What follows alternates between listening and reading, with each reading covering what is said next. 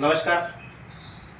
आज आपण छत्रपती संभाजीनगर येथे सविता शिंदे मॅडम यांच्याकडे आपण आहोत. यांना उज्ज्वल कुमारजी निचळ सर फ्रॉम अकोला यांनी आपला 5 स्टार बेरी ज्यूस दिलेला होता आणि त्यापासून त्यांना काय काय फायदे झालेत आपण सविता मॅडमकडून जाणून घेऊया. मॅडम नमस्कार. सविता शिंदे, मी ॲग्रिकल्चर डिपार्टमेंटमध्ये जॉब करते आणि मला ॲसिडिटीचा त्रास खूप होता.